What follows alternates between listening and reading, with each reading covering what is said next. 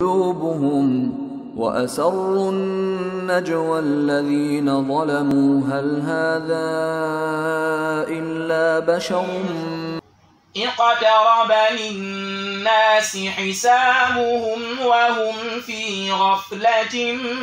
معرضون. Bismillahir Rahmanir Rahim. Lọ́pọ̀ ọgbà táwọn olùmẹ̀sìn táwọn fẹ́ bẹ̀rẹ̀ ìtumọ̀ al-Qur'an gẹ́gẹ́ bí súrà táwọn tó wà ní al-Qur'an pé 114 ni 114 ni nínú gbogbo súrà 114 ẹyọ kan ṣoṣo ni wọ́n bẹ̀rẹ̀ pẹ̀lú bismillah ọ̀nà ní Suratu Tawbah pẹ̀lú ìdí kan tó pé àní lọ́bẹ̀ lẹ́nu àmọ́ súrà yìí ọba Allah bẹ̀rẹ̀ rẹ̀ láti lè wá ìrànlọ́wọ́ ìtọ́sọ́nà fún Ànábì Muhammad pé gbogbo ń tọ́ bá bẹ̀rẹ̀ rẹ̀ pẹ̀lú ìrànlọ́wọ́ orúkọ mi ìyẹn ni pé bísmì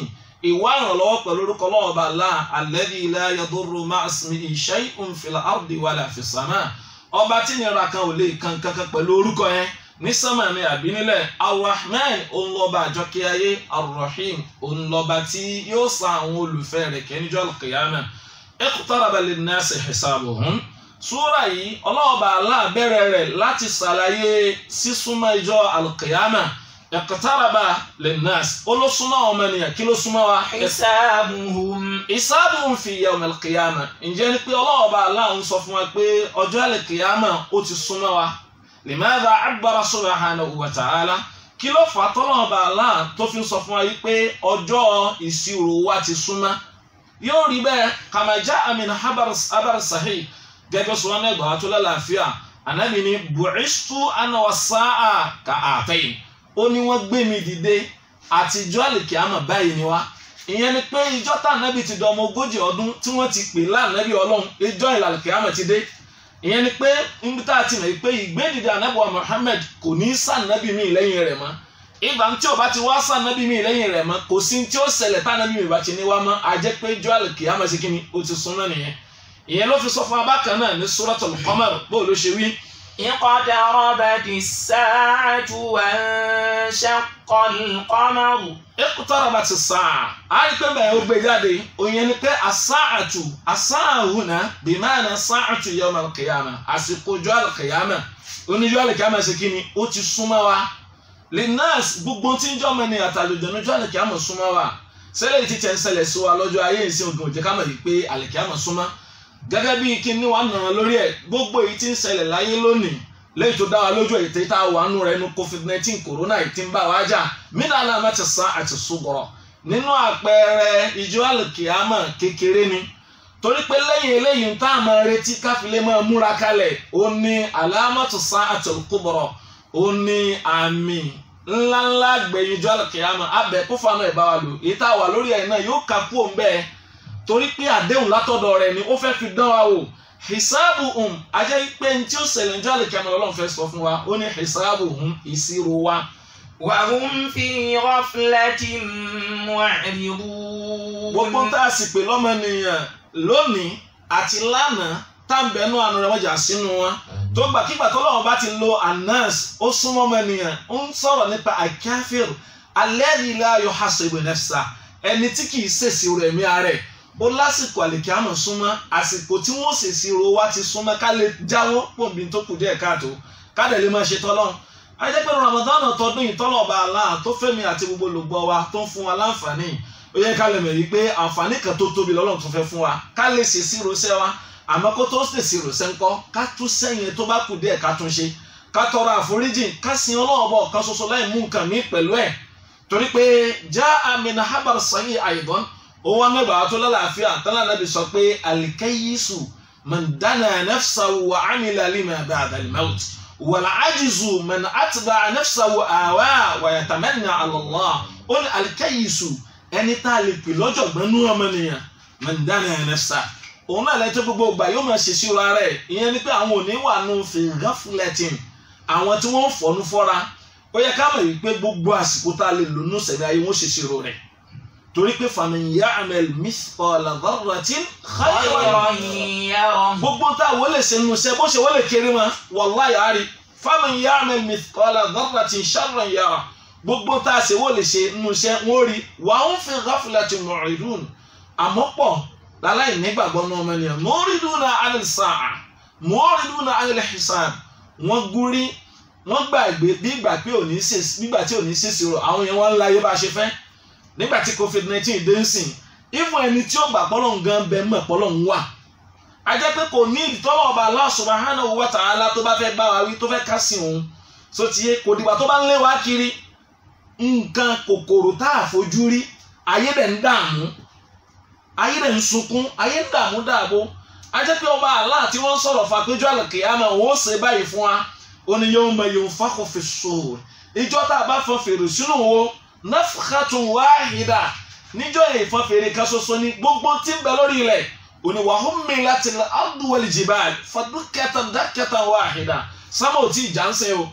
ilẹ̀ ò tí ì yá o torí pé idha zulzilatil ardu zilzalaha. báwo ni ìjọba bá mẹlẹ̀ kòkòrò kan tá a fojú rí wọ́n ń dà wá láàmú eléyìí ò tó zilzal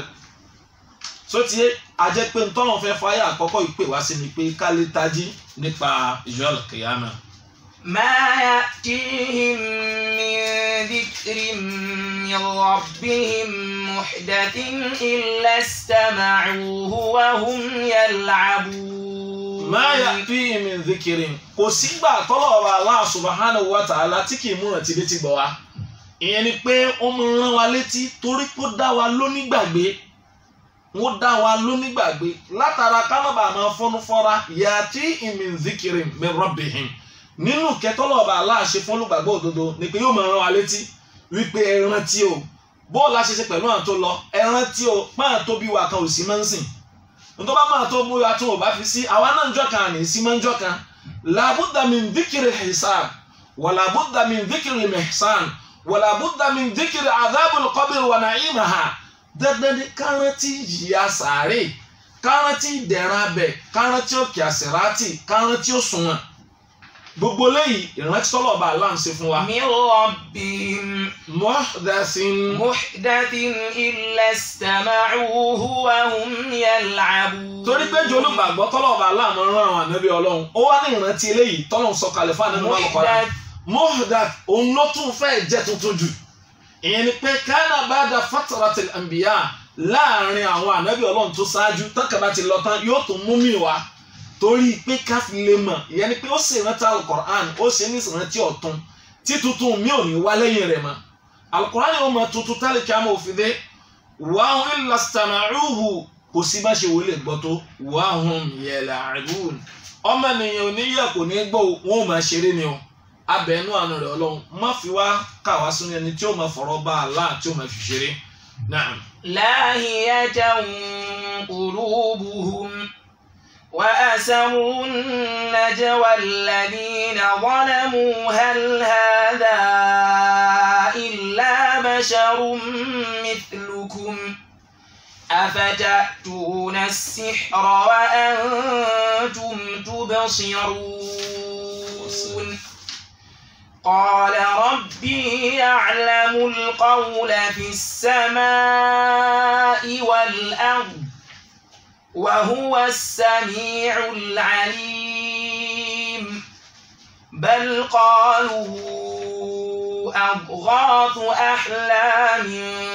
بل افتراه بل هو شاعر لاهية قلوبهم lẹ́yìn ìgbà tí wọ́n fọ̀rọ̀ lọ́ọ̀bà Allah kọ́lọ́mọjà fi wọ́n fi wá sínú wọn tí wọ́n fi ń ṣeré tí wọ́n ń sàwẹ́wà ń pa ẹ̀ bí ìgbà tí wọ́n ò gbọ́ lahiyatan qulubuhum ẹ̀mí wọn gan fọ́nú fọ́ra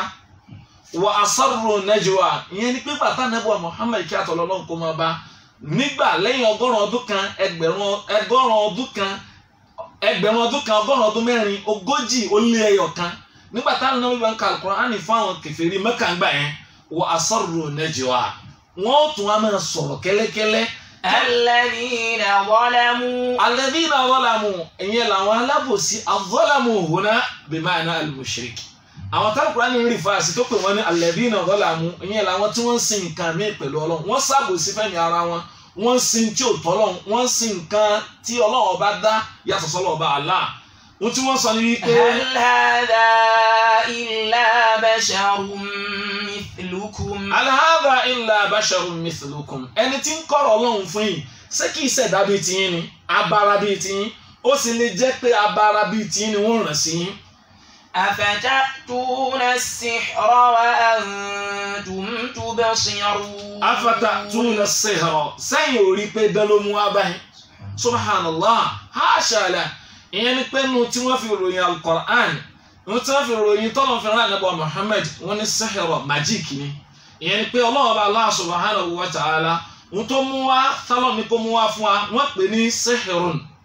lákọ̀ọ́kọ́ wọn ò tún dánu dúró dẹ̀ wa antum tubsirun ìyẹn ní sẹ̀bẹ́yìn náà rí pé dání ajẹ́ wípé wọ́n ti ń ròyìn dẹ́yìn ìyẹn ni pé gbogbo ẹni tí ó bá takọ̀rọ̀ òdodo oríṣiríṣi nǹkan náà ni ó máa mú wá sotiye wọ́n sọ fún anabi sallallahu alaihi wasallam kama jaa min hadith sahih ani Abi Sa'id al-Khudri níjọ́ tí Abu Sa'id al-Khudri tó wọ Mẹ́kà àwọn ará Mẹ́kà sáré lọ bá ìyẹn làwọn kèfèrí Mẹ́kà ń jọyìn wípé má gbọ́ o arákùnrin kan ti wá Mẹ́kà ń sìn o ọ̀rọ̀ rẹ̀ bí dání o tí wọ́n sọ fún jọyìn ni pé la tasma'u li wa qalu la tasma'u li hadha al-Qur'ani walghaw fihi la'allakum taghlibun. nígbà tọ́rọ̀ lọ́hùn tó jẹ́ ọ̀rọ̀ ọba adẹ́dà tó ju gbogbo ọ̀rọ̀ lọ kò sígbà téèyàn gbọ́ tí ò ní máa mú yàn lẹ́mìí ọlá bó ṣe máa mú wọn lẹ́mìí tó bá gbanú etí wọlé tí ó lọ jòkó nú ọkàn wọ́n wá rò pé dání so tí wọ́n rò ń dọ́yẹ ni pé ìyẹn kan ò ní gbọ́ Al-Qur'ani lánàá nígbà tá Ànábì bá kà á àyàfi kó lapa lórí ẹ̀mí rẹ̀ ló jẹ́ kí wọ́n kó ga idán ni o so idán ló mú wa naam wọn ò tún dákọ̀ wọn ò dáwọ́ dúró lórí ẹ̀. afatatuna as-sihra wa antum tubsirun. eléyìí ni ìròyìn àkọ́kọ́ tí wọ́n fi ròyìn Al-Qur'ani pé idán ni sẹ́bẹ̀yìn náà sì rí sẹ́wàá máa tẹ̀lé idán ni bí. قال ربي يعلم القول في السماء والأرض. قال ربي Ànábì subhanahu wa ta'ala Ọlọ́run ní kó fún wọn lésì ó ní qala rabbi Ọlọ́run ọba mi. يعلم القول في السماء والأرض. òun lọ́ba tó nímọ̀ tí ń bẹ sánmà àti ilẹ̀ o ẹ má rò pé nǹkan kan pamọ́ fún gbogbo eléyìí tẹ̀ wí jáde àtẹ̀yí tẹ̀ tí ìwí jáde Ọlọ́run bá aláàmọ́ o ṣẹ́gun sọ pé wà á sáré nàìjíríà ìyẹn ni pé bẹ́ẹ̀nù míì tẹ̀ tí ì sọ Ọlọ́run sì ní mọ̀ ń pẹ́. وهو السميع العليم. وهو السميع العليم ọba tí ń gbọ́ gbogbo ń tẹ̀ ń sọ ní kọ̀kọ̀ àti ní gbangba alimu bi dhati sudur ń tó sì wà ní ọkàn yín ọlọ́ọ̀bá aláàmọ́ o àti tẹ̀ tí ìwí jáde o. بل قالوا أضغاث أحلام. nínú tí wọ́n tún padà sọ nípa Al-Qur'ani Ọlọ́run qalu adghathu ahlamin wọ́n lélẹ́yìí àlá ni o àlá téèyàn kàn lá ọ̀rọ̀ yàní ọ̀rọ̀ ìròrí sọ imagination bí wàá téèyàn lára pé mo wá rí i pé Ọlọ́run bá mi sọ̀rọ̀ báyìí adghathu ahlamin àlá tí ò ní túmọ̀ pé àlá mọ́ gọ̀ọ́ báwọn yẹn ṣe máa ń sọ bẹ́ẹ̀ ni wọ́n pè é. بل افتراه بل هو شاعر. ṣáàtì kú olórí ẹ ọ̀rọ̀ yẹn ò tí ì yé wọn o wọn ò mọ tá fẹ́ fà Al-Qur'ani ìwé o ń bò jẹ́ wípé wọn ò rọ́nà tí wọ́n lè gbà fi challenge rẹ̀ lójú Al-Qur'ani sọ fún Suratul Baqarah qul in kuntum fi raybin mimma nazzalna ala abidina fa'tu bi surah nígbà tẹ́ ẹ̀ bá rí ọ̀nà tẹ́ ẹ lè gbà challenge èdè yìí èdè lágbára tẹ́ ẹ gbọ́ ni gbogbo ọmọ ènìyàn lájọ tọ́lọ́run ti sọ Al-Qur'ani kalẹ̀ ní tí ń pè wá níjà ìyẹn ni pé ó ń challenge wa pé ẹ múrú ẹ̀ wá nígbà tí wọ́n mọ tí wọ́n sọ wọ́n lálàá ni wọ́n tún kú òun bẹ́ẹ̀ wọ́n tún wọ́n pè ní wípé. بل افتراه بل هو شاعر. بل افتراه òun ló fabricate ẹ̀ òun jọ fún rẹ̀ ni subhanallah sọ̀rọ̀ kéèyàn òun rẹ̀ léyìí jọ ló fi ní qul fatu bi suratin min mithlihi ó dà ẹ̀yin náà ẹ sọ yìí tó bá jọ bẹ́ẹ̀ ẹ tẹ̀ mú súrà kan tó ti yé ẹ mú súrà kan tó bá jọ nígbà mi ò ní ẹ mú àyà 10. وادعوا من استطعتم من دون الله. tí báyìí ò bá ká ẹ tún wá àwọn olùrànlọ́wọ́ mi tó yàtọ̀ sọ́lọ́run láti pé kó kọrú ẹ̀ ìyẹn ni pé ó kọjá ìròrí ọmọ ènìyàn Al-Qur'ani kọjá bẹ́ẹ̀ àmọ́ wọ́n ní bal iftara nígbà tí wọ́n tún rí mi tí wọ́n sọ tí wọ́n pè ní wípé. بل هو شاعر. wọ́n ní dájúdájú sẹ́yìn rí pọ̀rọ̀ yẹn jọ̀rọ̀ akọrin ni sẹ́yìn mọ̀ wípé téèyàn ò bá mọ tí ó sọ yóò máa mómu lómù. ọ̀rọ̀ Al-Qur'an kalamun min 'inda rabbina kalamun mu'jazun kalamun khalidun la yumallu sana'uhu wa takraruhu yazdadu husnan wa tajammula. ó ń lọ̀rọ̀ kan tó jẹ́ pé tẹ́ẹ̀ bá ti ń pòrí rẹ̀ báyìí yóò wá dàbí pé kì í sóun lẹ gbọ́ lánàá yóò bá àná mu yóò bá òní tá a wà nínú rẹ̀ yìí mu yóò wá máa ṣe déédéé ọ̀la wàhálà tọ́mọ ènìyàn wà lórí ẹ̀ lónìí láyé Qur'an al-halul wahid ọ̀rọ̀ náà ọba dáadáa lè padà sórí ẹ̀ bal huwa sha'irun wọn lákọrin ni sẹ́lẹ̀ ìwà jọmọ́rò orin ìyẹn ni pé àwọn nagamet àwọn ohun kan tí ń bẹnu ẹ̀ àwọn ìparí rẹ̀ àti ìbẹ̀rẹ̀ ẹ̀ wọ́n fi wé orin kì í ṣorin torọ́lọ̀ kì í sakọrin torọ́lọ̀ ọba adẹ́dàgán sọ pé kì í sakọrin. wala min qawli sha'ir qalilan ma tu'minun. eléyìí sọ̀rọ̀ akọrin ní suratu Yasin bó ló ṣe wí wa ma 'allamnahu ash-shi'ra wa ma yanbaghi lahu. dájúdájú wa ma 'allamnahu ash-shi'ra òun ló fàlà àpá àmọ́ fi ń sọ fún wa a kì í forin wé orin a kì í fi Al-Qur'ani wé orin o gbogbo àwọn tó máa ń fi ayé Al-Qur'ani ṣe ringing tone kì í ṣorin o sotie torọ́lọ́ ọba aláàánú kì í ṣorin orin lẹni tó ṣe fóònù kọ sórí ẹ̀ láti lè máa tẹ̀ máa tàyàn jí a kì í fa Al-Qur'ani ṣe ringing tone torọ́lọ́ ní bal huwa sha'ir akọrin kan ò sì gbọ́dọ̀ tí ọ̀rọ̀ Al-Qur'ani bọ́nú orin àwọn aléyàn kan ń kọrin ń fa Al-Qur'ani kọrin pé sẹ́ẹ̀rì parí Al-Qur'ani ní fi ń kọrin lá ọlọ́ọ̀ba tó dá Ànábì Muhammad wa ma 'allamnahu ash-shi'ra àkọ lórin wa ma yanbaghi lahu kò sì tọ́ kò tiẹ̀ lè jẹ́ in huwa illa dhikrun wa qur'anun mubin. wọ́n tá a fi ran ohun tí Al-Qur'ani jẹ́ ni kí ni àdìkírù ìrántí ọlọ́ọ̀ba Allah ìrántí ijọ́ al-qiyama ìrántí iná ìtì ìrántí al-jannah so ti wa qur'anun mubin àtọ̀rọ̀ tá a máa kà tó yanjú ọ̀dọ́ lọ́rọ̀ Allah subhanahu wa ta'ala. bal huwa sha'irun falyatina bi ayatin kama ursila al-awwalun. nígbà tí wọn ò rọ́nà míì tí wọn ò gbégbà mọ́ ohun tí wọ́n sọ ni wípé bal huwa sha'irun falyatina bi aya ó dá tó bá tẹ̀ dé pé lóòótọ́ ànábì ọlọ́run bá ní ẹ́ falyatina bi aya ẹni ó fún wa lámì ẹjọ́ fún wa láwọn kan àmì dájú tá a fi mọ̀ pé dájúdájú òjíṣẹ́ ọlọ́run ni gẹ́gẹ́ bí àwọn òjíṣẹ́ ọlọ́run tó ṣáájú gẹ́gẹ́ bí ọlọ́run ṣe fún ànábì Musa alayhi salam atallahu Musa al-asa ọlọ́run fún ànábì Musa ní pọ̀pá tó fi nù òkun pupa pẹ̀lú náà kó mú àmì wa atallahu Salihu naqa ọlọ́run ní kí ànábì Salihu alayhi salam kó ní kí ràkúnmí àtọmọ rẹ̀ kí wọ́n jáde ní àpáta wàátọ̀ Isa ayatun kathira ọlọ́run fún ànábì Isa alayhi salam ó náà fún lámì tó pọ̀ falyatina bi aya ẹni kò náà mú wa kama ursilal awwalun gẹ́gẹ́ bí wọ́n ṣe rán ẹni ṣáájú táwa wo ọ̀rọ̀ yìí dáadáa ẹ̀yìn ẹrúṣẹ́ ọlọ́run àárí pé ọ̀rọ̀ yẹn ò yé wọn dáadáa ọ̀rọ̀ àpáǹdẹ̀ gbọ́dọ̀ yé wa ẹ̀yin lẹ sọ pé àlá ni ẹ̀yin lẹ sọ párùsọ ni ó ṣe wá ní sìn tẹ́ máa rò wípé kẹ́ wá pè ní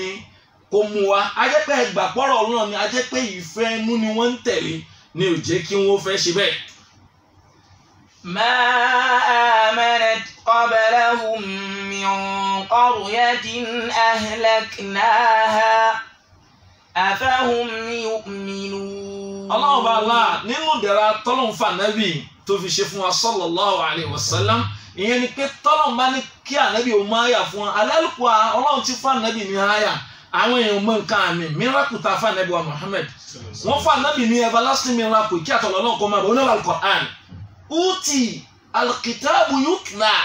òun náà al-Qur'an tó yín wọ́n máa kà lọ gbére. awalam yakfihim anna anzalna alayka al-kitaba yutla alayhim. ṣé ò tó wa ni tíra kò tí ì sí tíra kan ìwé kan tọ́mọ nìyẹn nka tí ń tẹ̀lé kọ́lá ìwé tán fáwọn ànábì tó ṣáájú kò sẹ́yìn tó last for century kan rí kò lè sẹ́yìn tí wọn ò ti tọwọ́ bọ̀ illa al-Qur'an ìyẹn ń túmọ̀ wípé kò wá sí wọn ò mú àyọkúrò àtàdékù kúrò wọn ò revise ẹ̀ kò sí tó ń pè ní new edition náà al-Qur'an kò sí revise edition náà ẹ̀ látò ọlọ́run á challenge wọn pé ẹ mú àrọ̀ wa nù ẹ̀ bẹ́ẹ̀ bá dé China the same Quran lẹ́ẹ̀bà tẹ́ bá dé Europe the same Quran lẹ́ẹ̀bà tẹ́ bá dé Russia the same Quran lẹ́ẹ̀bà tẹ́ bá dé Africa the same Quran lẹ́ẹ̀bà tẹ́ bá wá kó ìtì bẹ́ẹ̀ nù tí wọ́n kọ́ sójú ewé kúrò ń bẹ́ẹ̀ madala al-Qur'ani fi suduri nas ọlọ́run ayé kò jẹ́ kó gbò ó wá jẹ́ Qur'ani yìí ó rọ dúdú àti funfun lọ́rùn láti lè ha láti kó sínú báyà wa. bal huwa ayatun bayyinatun fi suduril ladina utul ilm. lọ́lọ́run fún mi ẹ lọ́ọ́ mọ̀ pé àmì kan ni tó jẹ́ wípé tíra kan ni tọ́lọ́ ọba aláàpírísà àbẹ̀ torí everlasting miracle ni oni la ya'ti al-batilu min bayni yadayhi wala min khalfihi. tanzilun min hakimin hamid. ajẹ́ pé irú àmì tí wọ́n ń béèrè òun ni irú àmì tọ́lọ́run fáwọn ànábì ọlọ́run tó ṣáájú ọlọ́run ní ma amanat qablahum min qaryatin ahlaknaha. tá a bá lè fún wọn lámì ìró ìta fáwọn ànábì tó ṣáájú tí wọn ò bá ilé gbà gẹ́gẹ́ báwọn tó ṣáájú wọn ò ṣe gbà ahlaknaha ọlọ́run padà pàlú yẹn run ni o. àmàdé ọlọ́run nípa òní pa àlùmọ́ ànábì tó ń rán sí òní pa wọn rẹ́ afa yu'minun ohun tí ò máwọn yẹn gbà ṣe èrò pẹ́yìn gan tẹ́ ẹ bá rá mi ṣe é gbà ni. ìyẹn kò sámà dájú fún wa ẹlòmí ò ní ẹsẹ̀ rẹni tó dọ̀rùn bọ̀ ni ṣé wọ́n rà ànábì ni tó bá rà ànábì kí ló fi dá ẹ lójú pé wàá gbà fún tó bá rẹni tó kú kí ló fi dá ẹ lójú pé wàá gbà fún ṣé kì í yẹn kó yé wa ni. ọlọ́run fi kòkòrò kékeré ń fi ń dààmú gbogbo ayé kò wáyé ká mọ̀ pé ọlọ́ọ̀ba tó kápá wa ni Amẹ́ríkà ń dààmú China ń dààmú France ń dààmú gbogbo àwọn tí ń jálágbára yẹn ń dààmú ajẹ́ pé lillahi al-wahidul qahhar ọlọ́ọ̀ba alánìkan ṣoṣo lọ́ba alágbára tó àmì wò látún wọn fẹ́ tá a fẹ́ kọ́ mọ̀ pé ọlọ́ọ̀ba lọ́ba tó ká ní ìsìn gbogbo ayé mọ̀ kò síbi tá a padà lọ ní ìsìn wọn ìtì ìrógùn rẹ̀ bẹ́ẹ̀ ká máa ń tẹ̀ ìpín rógùn rẹ̀ rọ ni wọ́n ń pa fún wa. àtẹ̀lé rógùn kan wọ́n wá padà gbogbo ayé pátápátá wá padà bí ogun fi madrasatu Muhammad Rasulullah sallallahu alaihi wasallam kí lóògùn tí gbogbo ayé ń lò tọ́lọ́ọ̀ba aláàfáà nẹ́bùwà Muhammad òun náà ni idha sami'tum at-ta'una bi ardin tẹ́ ẹ bá gbọ́ àjàkálẹ̀ àrùn kan nílùú kan fàlákì ni ó fala tadkhuluha ẹ gbọ́dọ̀ wọ́bẹ̀ wa idha waqa'a wa antum biha tó bá wá ṣẹlẹ̀ tẹ́ mẹ́nu ìlú yẹn fàlákì ni fala takhruju kí náà ń pè ní stay home and stay safe kò sí tó ń pè bí àdìsí yẹn ni ẹ wá wọ́n bàtà náà bí ti sọ̀rọ̀ yìí sáà wàá mọ̀ pọ́ùn lápè kí àtọ̀lọ́ náà kó máa bá lẹ́yìn ẹgbẹ̀rún ọdún kan ọgọ́rùn ọdún mẹ́rin ogójì ó lé ẹyọ kan adékọ́tà lè jẹ́ àmọ́ òfìdí àlè ní nǹkan mi ẹ má jà retí àmì kankan o bá a bá retí àmì tá a bá gba ìyà ni ó tẹ̀lé o ọlọ́run fi àrè jẹ wá o ká lè túbá lórí ìta wà lórí ẹ o. وما أرسلنا قبلك إلا رجالا نوحي إليهم فاسألوا أهل الذكر إن كنتم لا تعلمون. gẹ́gẹ́ ṣe ọlọ́run má tiẹ̀ dá wọn lóhùn àmì tí wọ́n ń béèrè wọn àwọn tá a rán sí wọn tẹ́lẹ̀ náà wọn ò gbà ọlọ́run bá láwọn ẹnfàsáì ó ń fi rinlẹ̀ fún àyìn láyà keje ó ní wa ma arsalna qablaka illa rijalan àrùn òjíṣẹ́ kan ṣáájú rẹ̀ àyàfi kó jẹ́ èèyàn ọkùnrin bí rẹ̀. àyà yìí ẹ̀rí méjìlá rí inú ẹ̀ ìyẹn ní gbogbo àwọn ànábì ọlọ́run tó ṣáájú pátápátá ọkùnrin ni wọ́n gbogbo àwọn ànábì ọlọ́run tọ́lọ́run rán sẹ́yìn látòrí ànábì Ádámù alayhi salam dé ní ẹni ìgbẹ̀yìn wọn ọlọ́ọ̀bà Allah nínú Al-Qur'an ó dápọ̀ àwọn ànábì 25 sóti ló dápọ̀ gbogbo wọn pátápátá ọkùnrin ni wọn ó wá ṣe wọn lábára èèyàn ni wọn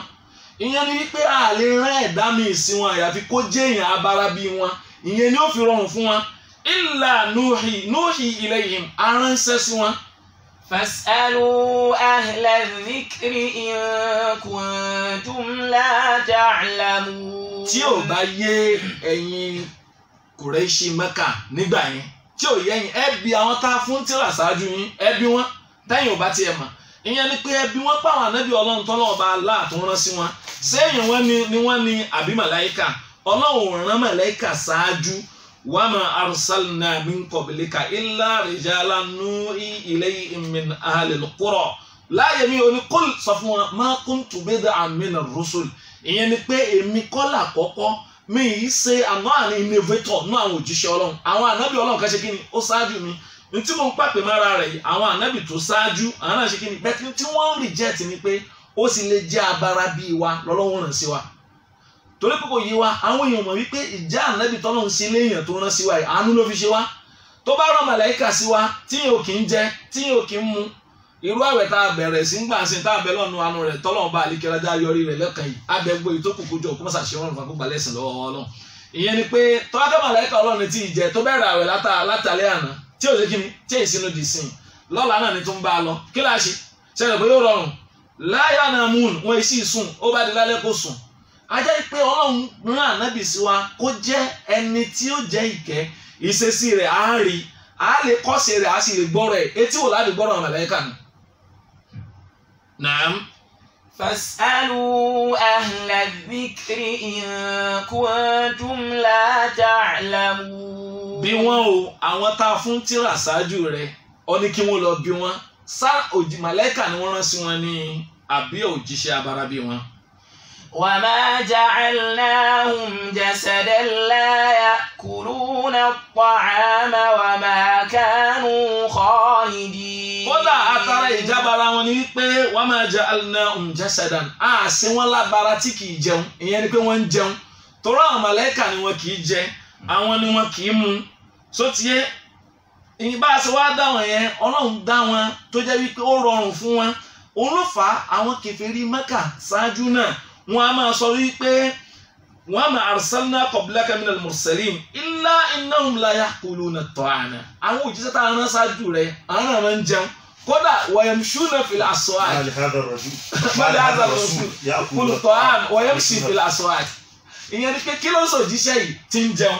tí tún rìn ní ọjà. Ìyẹn ni pé Ọlọ́run ṣe ní a free man, torí pé iṣẹ́ tá a fà nẹ́bùwà Muhammad sallallahu alayhi wa sallam iṣẹ́ kan ni tó fẹ́ cut across gbogbo sẹ̀mí ayé wa. Ìyẹn ni jíjẹ, mímu, líná, lílò, ìbálò àárín wa, títà rírà, ìṣòṣèlú, ìdarí ayé. Ìyẹn ló fà tó dé gbogbo sẹ̀mí ayé Ànábì kò fẹ́ sínú orípa kan ààyè kan nínú sẹ̀mí ayé òjíṣẹ́ Ọlọ́run tí ò jẹ́ pé Ànábì pàṣẹ rẹ̀ bàbá ọmọ ẹni. Sótìyé bàbá kí n àpè olórí ẹbí ni. Sótìyé ó níyàwó lọ́mọ, ó bí ọkùnrin ó bóbìnrin,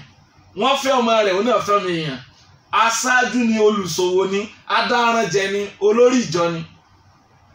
Bẹ́ẹ̀ ni bákan náà ó tún la kọgun aṣáájú ogun tún ni. Ìyẹn ni pé wọ́n mọ̀ bàtàlẹ̀ ọ̀nà báwọn èèyàn ṣe máa ń pè. Kò fẹ́ sí pa ìkí àtọ̀lọ́ Ọlọ́run kó máa bá tẹ́ ẹgbẹ́ Ànábì sí torí pé Ọlọ́run ti sí lápèjúwe tó dáa. Ó ní laqad kana lakum لقد كان لكم في رسول الله أسوة حسنة لمن كان يرجو الله واليوم الآخر. Ànábì wa Muhammad kí àtọ̀lọ́ Ọlọ́run kó máa bá Ọlọ́run ṣe lápèjúwe tó dáa torí ẹ̀ ló fi ṣe léèyàn bíi tiẹ̀. Ó ní wa ma kanu khalidin. Bá a ṣe wá dàn tó ṣáájú yẹn, bá Ànábì Ọlọ́run kan bá wáyé bẹ́ẹ̀ mi rẹ̀ ṣe wò lẹ́gùn tó yóò padà kúrò lórí ilẹ̀. Ìyẹn ni pé bí wọn náà bá padà jíṣẹ́ yẹn tán ó padà kúrò ń bẹ̀. Kò sẹ́ni tí yóò wáyé tí ò ní ṣe kíni tí ò ní lọ. Ibẹ̀ làwọn olùmẹ̀sìn tó ti derive ìdájọ́ òfin kan fún wa wípé kò sí èèyàn kan tó ṣáájú Ànábì Muhammad tẹ́lẹ̀ sọ pé kò ti kú, torí pé Al-Qur'an testify rẹ̀ pé kullu nafsin dha'iqatul maut wa ma kanu khalidin. ما كتب الله الخلود لأي بشر. وما جعلنا لبشر من قبلك الخلد أفإن مت فهم الخالدون. Ọlọ́run Allah ó là kádàrá ìbẹ́gbére fẹ́ dá kan ṣáájú rẹ̀. Eléyìí ó máa jẹ́ àkíyèsí lórí àwọn tó máa sọ pé Khidir àwọn àpèlè Ànábì Ọlọ́run ó ní kò tí ì kú là. Ọlọ́run ní ìyẹn kan ò máa bẹ́gbére ṣáájú rẹ̀ nínú ẹ̀dá tá a dá. Naam. ثم صدقناهم الوعد فأنجيناهم ومن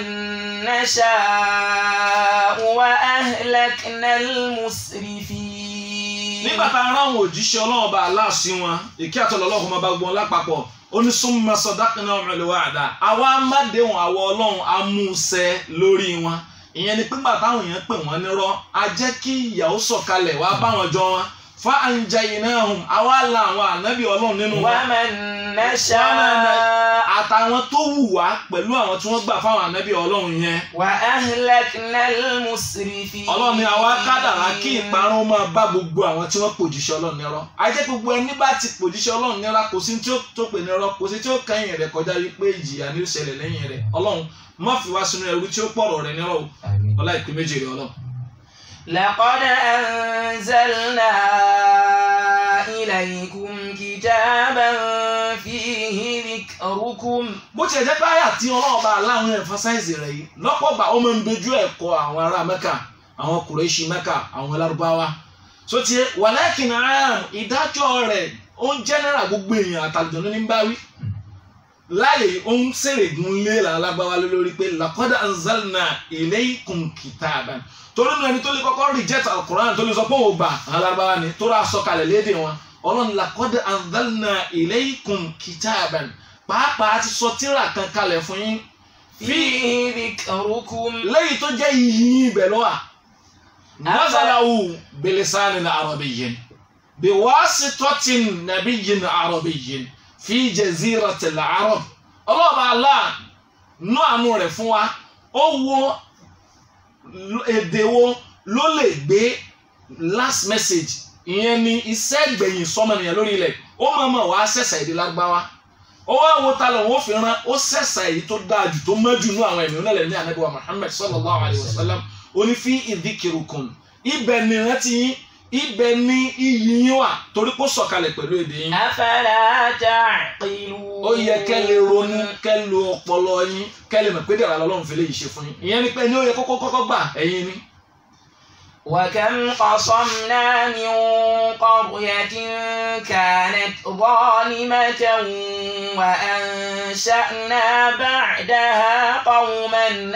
آخرين. àmọ́ gẹ́gẹ́ bí ìṣesí ara Mẹ́kà lánàá táwọn àtòní náà tún ṣe bẹ́ẹ̀ ọlọ́ni wa kam mélòó qasamna min qarya nínú ọ̀pọ̀lọpọ̀ àwọn ìlú tí wọn ò gbà fáwọn ànábì wọn gẹ́gẹ́ bẹ́ẹ̀ náà ṣe ń ṣe yìí ọlọ́run láti kí ni akóparun bá wọn kanat torí kí ni zalima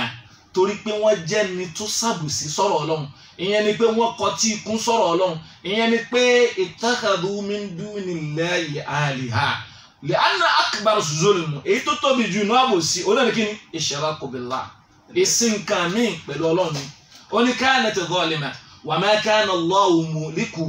wa ma kana Allahu liyuhlika qaryatan illa wa ahluha zalimun ọlọ́run ní mi ò ní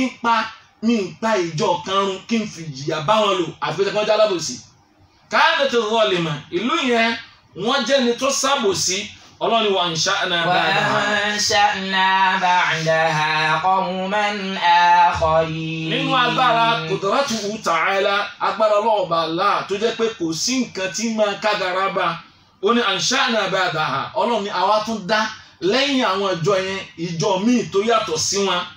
qawman akharin táwọn jẹ́ ní ire tó yàtọ̀ sáà tá a parun yẹn abẹ́nú àánú rẹ̀ ọlọ́run mọ́fà mi pààrọ̀ wa bá a délé yìí dúró à ń túbà sọ́dọ̀ rẹ̀ ọlọ́run. نعم فلما أحسوا بأسنا إذا هم منها يركضون. فلما أحسوا بأسنا قالوا بالله كتب قانون أحسوا بأسنا وكان فيني بما ولو ìyẹn ni pé kọ́lọ̀ tó pàlù kan ó máa ń fún wọn ní wọ́nì gẹ́gẹ́ bọ́lá ṣe ń wọ́nà àwọn táwa lórí ilẹ̀ náà ń sìn ká ṣe pẹ̀lẹ́pẹ̀lẹ́. هذه قطعة يسيرة لا تساوي شيئا min iqabillah eléyìí lè gígé kan tán tẹnu mọ́ ó kéré gan tọ́lọ̀ ọba aláàmọ́ fi ń báyàn wí ó ní falamma ahsu ba'sana nígbà tí wọ́n fíìlì ìgbámú àwọ̀ ọlọ́run. idahum minha yarkudun bẹ́ẹ̀ ni wọ́n bẹ̀rẹ̀ sí ń sáré jẹjẹ wọ́n fẹ́ jáde kó òun ìlú yẹn kọ́wọ́ ìyá mọ́ bàbá wọn. la tarkudu. ọlọ́ọ̀ba aláàní kò ní ìdìkẹ́ ẹ̀sà ẹ̀dá kò bó là ń sá lọ bẹ́ẹ̀ bá lóun kó tó tiẹ̀ wá ń pa ni tí ń bá nínú jẹ́ tó jẹ́ nǹkan tá a gbọ́dọ̀ ronú lórí ẹ̀ ìyẹn ni pé lánàá tí wàhálà bá ṣẹlẹ̀ lórílẹ̀‐èdè ọ̀pọ̀ àwọn tọ́lọ̀ ń dá lọ́lá lórílẹ̀‐èdè wọ́n máa ń sá lókè ọ̀yà. sọtí walakin ala aksu tamam opposite lọ̀rọ̀ ń sìn àwọn tó wà lókè ọ̀yà gan fẹ́ wálé. ajẹ́ pé kò síbi tí gbàmú ọlọ́ọ̀bà láti òtí lè dé wá báyìí gẹ́gẹ́ bọ́lá ń sọ fáwọn tó ṣáájú pé la tarkudu ẹ gbọ́dọ̀ sá ẹ má kú òun bẹ́ẹ̀ warji'u ẹ padà. ila ma utriftum fi. ṣèbẹ́ ń gbádùn tẹ́lẹ̀ ni nínú tí ìjà àwọn èèyàn lè rántí ọlọ́run ó ní gbẹdẹmukẹ́ ó sì wá lè jẹ́ pé bí gbẹdẹmukẹ́ ló ti bẹ̀rẹ̀ ìyẹn ni pé bí ìdẹ̀ra tó fọ́ wọn lójú tí ò jẹ́ kí wọ́n rántí ọlọ́run ẹ padà ila ma utriftum fi. ayé pé tí wọ́n bá ń bẹ́nu ìgbádùn kan yóò wá rò pé ó ti tán kò tán síbẹ̀. wa masakinikum. kódà ẹ padà nu lẹ́yìn ilé tẹ́ ẹ fẹ́ kúrò lánàá ẹ padà bẹ́ẹ̀ gbogbo wa kò sẹ́ni tí ma fẹ́ kún un lé so ti bí kálukú wa ní ẹbílẹ̀ bá sùn à ń lọ ilé ilé ọ̀nà wọn ti wà á mọ̀ tí kálukú ò fẹ́ dúnú léhùn ló wá tó di kí wọ́n tún náà pé ká padà sínú ilé ṣe pé kọ́nà ọba aláà kó jọ kó fàánù ẹ̀ bá wa lò wọ́n mẹ́sà kíníkùn ẹ padà nù àbí fáànù wà ń bẹ̀ ACC wà ń bẹ̀ everything ló wà ń bẹ̀ kọ́ra ẹ̀ máa tún wo tẹlifíṣàn àmọ́ torí pé ìjìyà ọlọ́run kálukú ọ̀mọ bo ní ti ń bọ̀.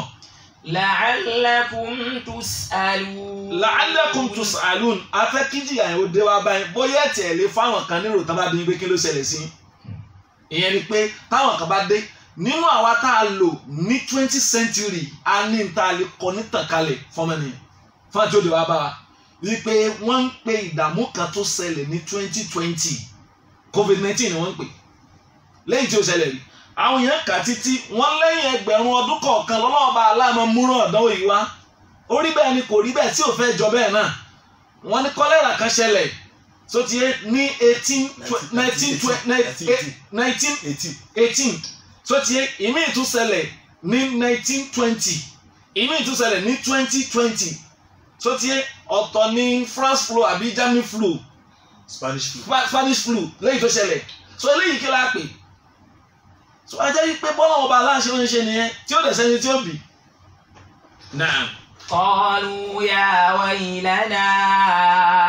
إنا كنا ظالمين. قالوا يا ويلنا ń táwọn tàná sọ ó ní pé يا ويلنا mọ̀jà bá wọn wí o pé igbe àwọn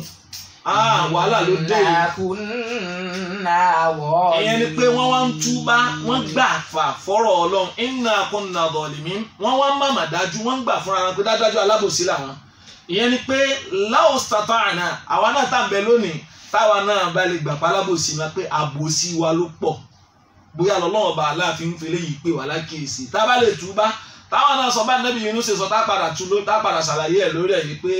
la ilaha illa anta subhanaka inni kuntu minaz zalimin. ìyẹn ni pé èèyàn kan ò ní kúrò láyé àyàfi kó gbà pálábòsí lòun. Qalu ya waylana tí wọ́n sọ táwọn tàná sọ ní wípé inna kunna zalimin wọ́n gbà pẹ́lẹ́sẹ̀ làwọn. فما زالت تلك دعواهم حتى جعلناهم حصيدا خامدين. ọlọ́ọ̀bá Allah subhanahu wa ta'ala tó bá kọ̀ tó bá ní kí ní òní tí ìdúró báyìí kò sí ní ká ṣe àmọ́ ń bẹ̀ kó jẹ́ kó dúró tó rà túbá pé rabbana ikshif 'anna al-'adhaba inna mu'minun ọlọ́run bá ká àlámọ̀rí ìyà ìbá ká dúró dájúdájú a nígbàgbọ́ sí ẹ̀tàn yẹn a sì ti túbá torí pé àwọn tàná yẹn ọlọ́run ò dáwọ́ yẹn dúró ó ní fanadala tilka da'wahum eléyìí ní pèpè ní tí wọ́n ń sọ àtàtítí ja'alnahum khasida wọ́n wá dàbí kókó tá a kó jọ khamidin tàbí iná kan igi iná tán dáadáa wọ́n ti kí ni tábomi pa tí wọ́n wá ní haraka wọ́n dẹ̀ kú fínfín nígbà tí yẹn máa ń rìn lọ lójú títì tí ń ṣubú so ti àfikún ọba aláwọ̀ ṣàánú yẹn na'am. وما خلقنا السماء والأرض وما بينهما لاعبين. وما خلقنا السماء والأرض وما بينهما لاعبين. Ọlọ́run bá Allah tọ́pọ̀lọpọ̀ máa ń rò ní pé gẹ́gẹ́ báwọn ọ̀pọ̀lọpọ̀ náà àwọn èèyàn lónìí náà tí wọ́n ṣe ń rò pé ọ̀rọ̀ ayé wa bóyá eré ni so ti wallahi kìí ṣeré tí a bá jẹ́ ẹni tó lè ronú dáadáa tó bá jẹ́ pé èèyàn ó dá nǹkan kan yóò wá dá nítorí eré kò ní jẹ́ Allah subhanahu wa ta'ala wọn ò ní bí àwa gan so ti yé kéèyàn ó lo oko kó gbin àgbàdo kó ṣe wàhálà kó kọlẹ̀ kó fún àgbàdo bọ́bẹ̀ kó máa bu fertilizer sí kó dẹ̀ máa jáde káwá nítorí kílò mi ń ṣe ẹ̀kọ́ wá ní ẹ̀ mò ń kàn fi ń ṣeré ni so ti yé torí yóò wo wàhálà ìgbò rárá mo fẹ́ kágbàdo yẹn ó dàgbà yóò tún bomi rẹ́ tó bá tún túrú yóò tún roko sí nídìí tó bá tún yóò tún já ajẹ́pọ̀ ní nǹkan èròǹgbà Ọlọ́run ni wa ma khalaqna as-samaa wal-arda ó ní àdásánmà àtilẹ̀ wa ma baynahuma la'ibin àti tí ń bẹ láàrin méjèèjì kó wá jẹ́ pé lásán àdálérè. لو أردنا أن نتخذ لهوا لاتخذناه من لدنا. Ọlọ́run Allah subhanahu wa ta'ala ó dẹ̀ dá ilẹ̀ àti sánmà nítorí ìdí pàtàkì kan ó fẹ́ wo kí la ṣe nínú iṣẹ́ ó jẹ́ ká mọ̀ pé gbogbo ẹni bá ṣe dáadáa yóò gbẹ̀san dáadáa ẹni bá ṣe dàkejì náà ó rí Ọlọ́run Allah subhanahu wa ta'ala ó wọ́n ń tẹ̀wájú ó ń law aradna an nattakhidha lahwa ká tiẹ̀ sọ pé mo fẹ́ dá bẹ́ẹ̀ kò sẹ́ni tí ó bì kò dẹ́sẹ́ni tó lè stop ẹ̀ walakin hasha lillah kullu af'ali bi hikmatin la ya'lamuha illa hu gbogbo tọ́lọ̀ bá aláàdá pátápátá with reasons ó dá wa ká sọ pé ó dá ọmọ ènìyàn ẹ wo bí tá a ti ń bọ̀ láti inú ìyá wa so ti yé ìjọ tí Ọlọ́run bá aláàbá ní kọkùnrin àti obìnrin ó pàdé so ti yé kì í ṣe gbogbo àtọ̀ tó bá wọ ara obìnrin ní ó dọ̀ma so ti yé Allah subhanahu wa ta'ala wọ́n ní tí àtọ̀ bá wá dára obìnrin yóò kọ́kọ́ bọ́ sọ́wọ́ màláíkà wọn bí Ọlọ́run bá Allah subhanahu wa ta'ala pé amakhluqun am ghayru makhluq so fi dẹ́dà ní àbọ̀ ní fi dẹ́dà ó yá tí ó bá ní fi dẹ́dà lẹ́kọ̀ọ́ yóò wálẹ̀ tó bá kí yóò bá fi dẹ́dà Ọlọ́run ní kó lọ kójọ sínú àpòlùkẹ́ ja'alnahu nutfatan fi qararin makin. ajẹ́ pé kì í ṣeré ja'alnahu nutfa aṣẹ́lómi lọ́gbọ́lọ́gbọ́ fi qararin makin ààyè kan tó pamọ́ ààyè kan tó sinmi ààyè kan tí ò sí wàhálà ń bẹ tí ò ní dànù kò sí tóbìnrin lè ṣe tí ó fi bọ́lẹ̀ kò sí ó wà protected ọlọ́run bá lékè látọ́jú rẹ̀ síbẹ̀ káwa ló wá dá ó wá dé èèyàn tán ó dórí ilẹ̀ kò wá mọ̀ pọ́lọ́run ní purpose tó torí ẹ̀ dáhùn lá kò rí bẹ́ẹ̀. لو أردنا أن نتخذ لهوا لاتخذناه من لدنا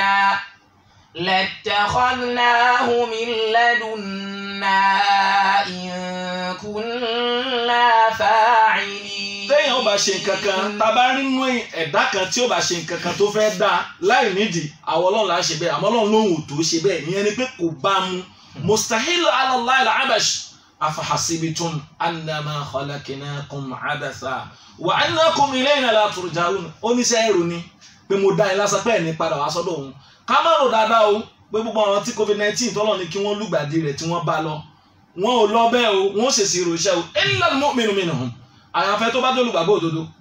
ó yẹ káwa náà máa múra àwa tí ó kàn tí ò tí kàn á ń bẹ mẹ́jẹ kó kàn wá ìyẹn ni pé kò ṣeré ń bẹ o mi ìsolówó mi ìwá tí ìrí jẹ kò só jẹ ilé wa kò kàn lọ́wọ́ bá a là ó ní mi ò mú déré ó lérò ńgbà kan tó ti torí ẹ̀ ń ṣe gbogbo ohun tó bá ṣe kullu af'ali bi hikmatin gbogbo ìṣe agbára ọba adẹ́rà tí máa ń pàṣẹ nu ayé ẹgbàá wípé pẹ̀lú ìdí kan ni torí kó dá wa láti wá láyé láti wá ṣèṣì ìròṣẹ́ tabako láyé ni. بل نقذف بالحق على الباطل. nínú èròǹgbà tọ́lọ́ọ̀bà Allah tó ń fi wá dá sánmà àtìlẹ̀ ni pé naqdhifu bil haqqi ala al batil òun fẹ́ fi òdodo borí irọ́ ìyẹn ni pé òun fẹ́ jẹ́ kí òdodo hàn yìí pé ní tó dáa tó yẹ kẹ́ máa ṣe ni òdodo ni òun fẹ́ pa irọ́ kò sí irọ́ tára ayé lè pa fún wa kò sábò sí tán kan wó lè máa fi kọ̀rọ̀ kan gbé ọba àlẹ́ àmọ́ ń pa rẹ̀ ẹjẹ́ àlọ́mọ̀ pé òdodo ni ó padà ṣe kí ni ó padà lékè. فيدمغه فإذا هو زاهق. gẹ́gẹ́ báwọn bàbá wa ṣe máa ń pòwe kan wọ́n ní bí rọ́bà lọ lógún ọdún ìjọ kan ní kí ni odò tó dé bá ìyẹn ni pé kò sí bẹ́ẹ̀ ṣe wọlé parọ́ fáwọn èèyàn tó lónìí tó ní ká má sí lọ́n tó ní ká má ṣe bàjẹ́ ẹjẹ́ àlọ́mọ̀ wípé òdodo padà ṣe kí ni yóò padà hàn jọ kan. ولكم الويل مما تصفون. ولكم الويل مما تصفون subhanahu wa ta'ala ó ní ègbé kó máa bá gbogbo ẹni tí máa ń fi àìnídìí ròyìn ọba Allah ká gbọ́ pé mo dá nǹkan mi ò nídìí ló ńlá. وله من في السماوات والأرض. dájúdájú ẹja lọ mọ o lẹ́hùn tí ẹ̀ ní ṣe man fi samawati wal ard gbogbo tí ń bẹ sánmà àtilẹ̀ ìyẹn ni pé ọlọ́run ọba lọ́ba tó ní kápá sánmà àti tó dá sínú ẹ̀ òun ló ní kápá alẹ̀ àti tí ń bẹ nú ẹ̀. Naam. ومن عنده لا يستكبرون عن عبادته. gbogbo tọ́lọ̀ ọba aláàdá yẹn ó dá wọn tí wọ́n ń jọ́sìn fún tí wọ́n ń tẹ̀lé àṣẹ rẹ̀ kódà àwọn tí wọ́n ń bẹ lọ́dọ̀ ọlọ́run tí wọ́n ń bẹ sánmà táwọn ò rí wọn ọlọ́run màláíkà la yastakbiruna an ibadati wọn ò lè kọ̀ láti jẹ́rùsìn fọlọ́n ìyẹn ni pé ẹrú ni wọ́n di wa servant of Allah. ولا يستحسرون. bẹ́ẹ̀ ni kò sáṣẹ tọ́lọ̀ ọba Allah lè pa wọn eléyìí nu àwọn ìròyìn tọ́lọ̀ ọba Allah máa fi ròyìn àwọn màláíkà